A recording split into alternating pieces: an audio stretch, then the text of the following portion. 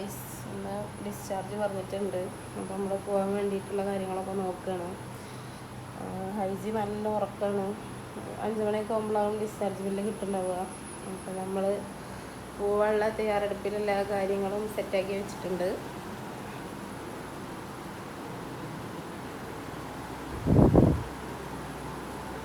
കാര്യങ്ങളൊക്കെ വീട്ടെടുക്കാൻ വേണ്ടിയിട്ടൊക്കെ മാറ്റിയിട്ടൊക്കെ വെച്ചിട്ടുണ്ട് കേട്ടോ.